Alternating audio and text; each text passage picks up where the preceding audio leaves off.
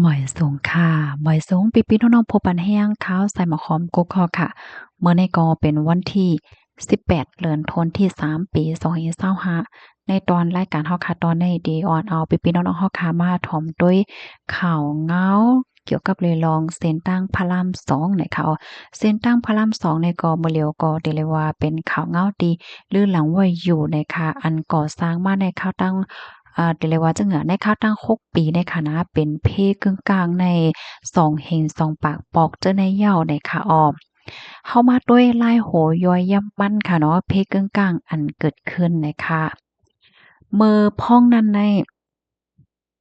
เฮาคาดได้ด้วยกว่าเป็นปีค่ะเนาะเพกึ่งกลางตั้งแสงตั้งมวลใดมันเป็น2เฮง2ปาก43ปอกค่ะก้นหมาเจ็บในมี1เฮง3ปากปลาย4ก่อก้นรูเซ็งสายใจมี1ปาก43ก่อว่าไหนค่ะ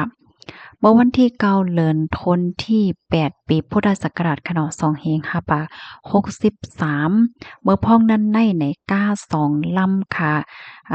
ตกคลองตั้งนั่นน่ะเนาะ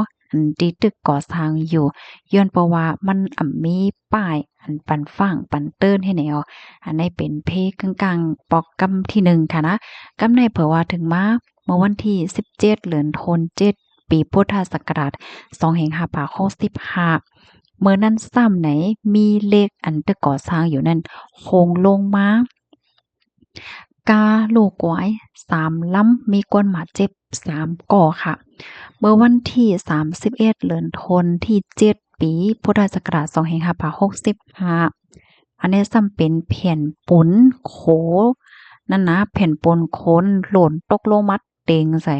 ก้าเป็นอะไรล่ำค่ะเมื่อนั้นมีคนรู้สึกสายใจ2ก็บาดเจ็บ2ก็ให้ไหน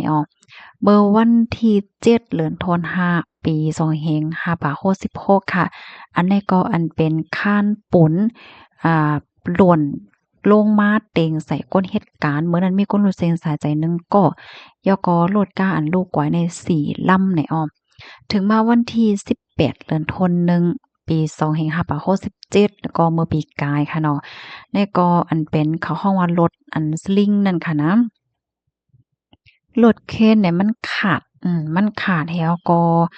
มันเฮ็ดให้อันเป็นซ่าซองมันสิมีรถเคนให้ก็มันสิมีซ่ามันอันเปิ้นใส่โคใส่หยังก็เหตุการณ์อยู่ในมันให้ก็เหตุการณ์ดีสูงนั่นค่ะโค้งตกลงมามื้อนั้นก็มีคนรู้สึกสาใจหนึ่งก็บาดเจ็บหนึ่งก็ค่ะ ถึงมาเมื่อวันที่29เดือนธันวาคม11ปี2567ก็เมื่อปีกายเมื่อนั้นซ้ำใน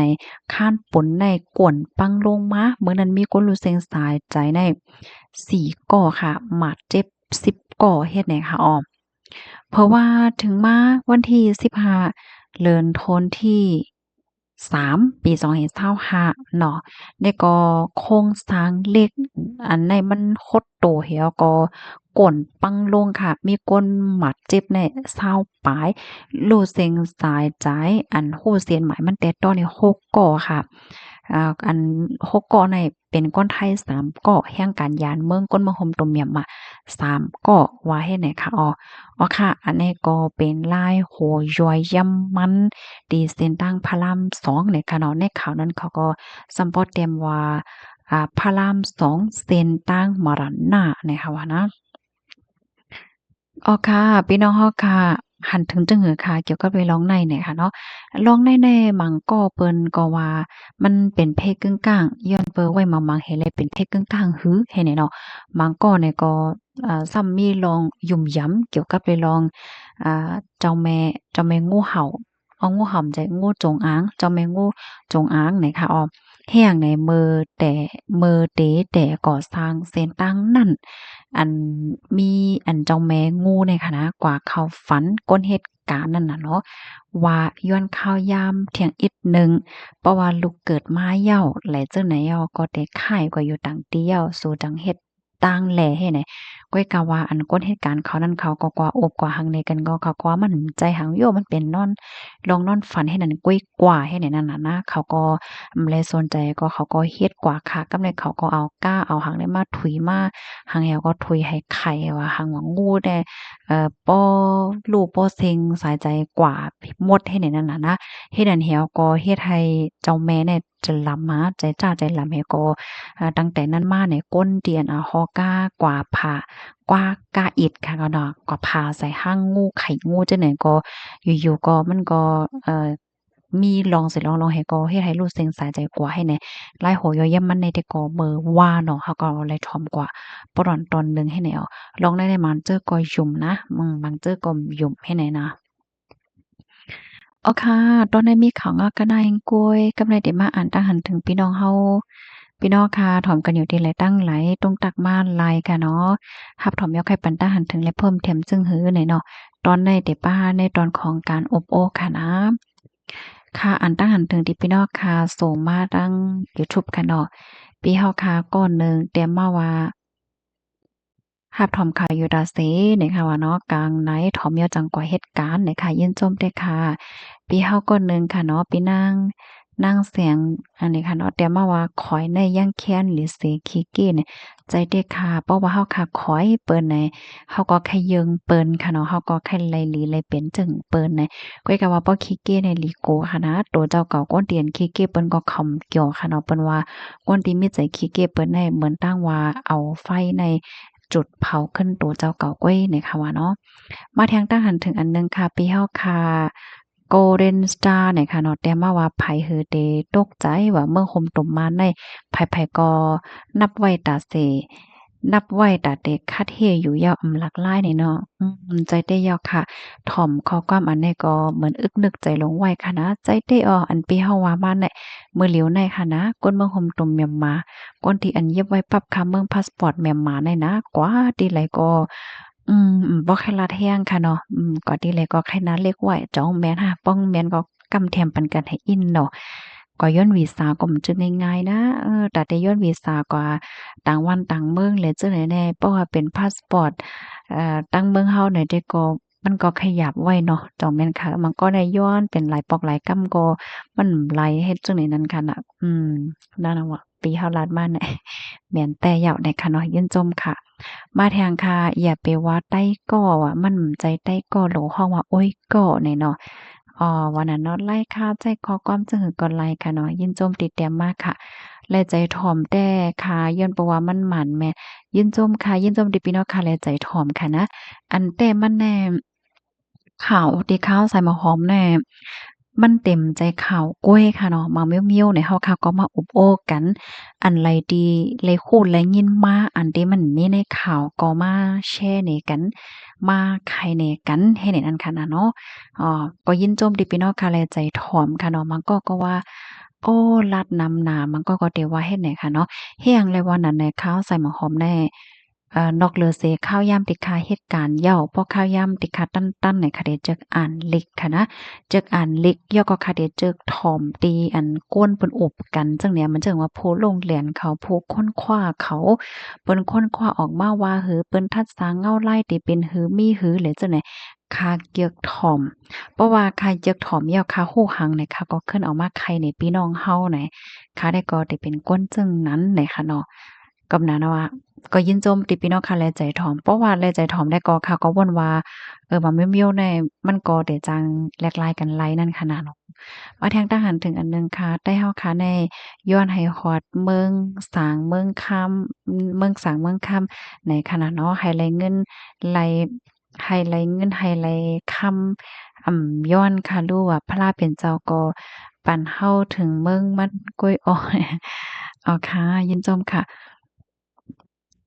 เพราะว่ามาร้านลอยๆจั่งใดก็โอ้อันหลีว่นหลีหังเนี่ยมันนำหนักขนาดลองทั้งหยุ่มยำว่าลองเฮ็ดสร้างว่าเฮ็ดหยังแล้วว่าเฮาคิดเปิ่นว่าอะไรจั่งใดเนี่ยมาทางค่ะป้อไก่กินยาคุมกอจางปี้ขึ้นมากก้วยค่ะอออันยามหันแต้เนี่ยเนาะนั่นน่ะป้อกินหึงมันก็จังตื้อป้าอยู่หลีเนี่ยค่ะว่าเพ็บกึ่งกลางอันว่านั้นป้อเลยเป็นมายาโจเก็บก้วยใจยอกค่ะอ่านข่าวอันเมื่อกี้ยอก็ ลีตกใจค่ะเนาะพี่น้องแห่งกันยานเมืองแหน่บางปองในค่ะนะเหตุการณ์ให้ยาเพกกึ่งกลางที่เหตุการณ์ว่าสังว่าจังได๋ก็มีลีเอลูนะคะก้อยกะว่าลองจังไหนในมันเปิ้นบ่ฮู้นะเปิ้นก็บ่ฮู้บ่หันให้แหน่ก็แอบว่าก็เฮ็ดผิดบ่ก้นเฮ็ดก็เฮ็ดผิดได้อันโดยเป็นข่าวหลังแววอะเนาะเหมือนจังมื้อเหลียวภูเก็ตในค่ะนะเปิ้นเคียงๆกดทัดเอากาแต่ลัดในเฮ อันนี้ก็ได้มาเฮ็ดคลิปให้อันให้ก็แต่ละนี่เป็นพี่น้องค่ะเถียงอ๋อค่ะมาแทงตั้งหันถึงอันหนึ่งค่ะนั่นยาวค่ะเนาะอย่าไปว่าจุ้มเก่าจุ้มไม่ยาวเฮาโหลเลยพร้อมกันใจยาวค่ะเพราะว่าเฮาค้าวนตุ้ยหลีๆนะการที่เฮาค้าวนตุ้ยหลีๆแล้ววนยาวๆวนกว้างๆเนี่ยลำลองนะคะเนาะอย่าไปเอาใจต้อซ่าใจลำแล้วก็กลมพิษกันอยู่ดิกๆค่ะเหมาะกันได้ก็ค่ะพออย่างในแห้งหนาวอะเฮาตกลื่นเปิ้นแห้งหนาได้แต่ก็มไข้ลานก็ค่ะนะใช่ค่ะเพราะว่าเฮาคากลุ่มพิษกันอยู่ดิกๆเนี่ยก็เปิ้นบ่ก็แผ่วตีแลตั้งแลมัวเฮากลุ่มพิษกันได้ไหนมันใจร้ายมันยาวค่ะแห้งแลวันอันไหนออกกวนเฮาค่ะแน่มันโฟกัสหลายอันนั่นก้อยค่ะนะเพราะว่าเฮาค่ะโฟกัสในก็ความแต่เฮาค่ะได้ว่าปักใจค่ะเฮาค่ะปักใจหลายอันนั่นกุ้ยกวนในเพราะว่าเฮาค่ะเหตุการณ์เฮาก็รายการค่ะเนาะอ่านลิกเฮาก็เลยตั้งฮู้เฮ็ดจังได๋ค่ะ แฮวแลเพราะว่าอ้อๆเฮาคาได้ก้วยกลมกว่าวนลองเปิ้นไขว่าหั้งเปิ้นไขผิดเปิ้นไหนตาเฮาคาได้มาวนลองการเฮาให้ขึ้นใหญ่แลหาตั้งโฮนั้นมันยุบย่อมกว่ากำเหลียวค่ะก็เพราะว่าอ้อๆเฮาคานั้นมันปักหลายอันนั่นก้วยนี่ค่ะเนาะมาแทงทหารถึงอันหนึ่งค่ะเตลาลาเสตกลื่นเหย้าอ่า อ๋อเดตกลื่นยาวนี่ว่า กำนันแลโลคัดใจคิมเน็ตคัดใจแลใต้นี่ว่าพี่น้องกับปันตาหันถึงมายกอใจยอคาหยุ่มยำอยู่หยุ่มยำอยู่นะคะเนาะค่ะมันปีเฮาค่ะแทงกองแต่มามันมีหุงนั่นว่าเขาขว้างเจ้าของมันนี่ว่านั่นน่ะว่าเนาะมื้อเหลียวในเปิ้นก็อ่อนกันตกใจไว้เอานะมันก็เพราะกว่าเซ็นตั้งที่นั้นก็ซัมบ่ใครโกโก้ไว้เฮ็ดจังไดก็มีเนี่ยค่ะว่า บางไม่เบี้ยวในก็เอาตาต้วยมหันในเปิ้นฮ้องว่าจึงอะยมก็อย่าโลร้ายอันว่านั่นเนาะค่ะเนาะตั้งหลีในไผเฮ็ดก็มันหลายใจยาวค่ะย้อนมันกว่าคมตั้งราชาโยเนี่ยว่าอันพี่น้องค่ะปันทหารถึงมาลอง RFA และ VOA เนาะอันแน่ๆค่ะนะพี่น้องค่ะข่าวของ VOA RFA เนี่ยก็เป็นรองดีหลีตกใจได้เดะค่ะเนาะไปหลายกอมทางเสียอีกค่ะก็เพราะว่ามันเป็นของลองปองจึงอเมริกันให้เนี่ยนะ ก้อยกามื้อเหลียวก็เป็นกว่าจังนั้นมื้อเหลียวอันก็ VOA ได้ก็ตำหันปันการเนาะค่ะเมื่อวานเนี่ยค่ะก็ปักดาด้วยอยู่หันข่าวใหม่หังขึ้นมานั่นค่ะนะเนี่ยก็น่ะว่า RFA ได้ก็ตึกหันต่างขึ้นมาอยู่ป้อถ่อมด้วยอันเป็นผู้คานปากข่าวลัดได้ก็ VOA เนี่ยเขาก็สั่งให้ผู้รับการได้ลือจากเมื่อวันเสาร์วันที่15ที่ป่นมา RFA ได้ก็แลบได้เหตุการณ์กว่าด้วยดอกถึงวันศุกร์เนี่ยค่ะเพราะว่าเงาลายมันหลีมันเข้มมันสิบกว่าหลายเที่ยงก็ตีสิบกว่าเที่ยงสอนเจ้าหนังว่าเงาลายมันหลีมาแหละจังไหนค่ะดอกเงินตื้นเนี่ยไหลเขาเหย้าเนี่ยก็กะติไล่ให้ผู้รับการได้เตลีกว่าเหย้าเนี่ยค่ะวันศุกร์เนี่ยค่ะว่า RFA หำนะมื้อนี้ก็เป็นวันอังคารเนาะมอยสูงกลางค่ำทอมอยู่ตาเสียวค่ะยินจมค่ะยินจมเมียนำถึงพี่น้องค่ะกูก็ค่ะย้อนให้อยู่เลยกินไว้รอดเพ่กันค่ะออมอยสูงค่ะ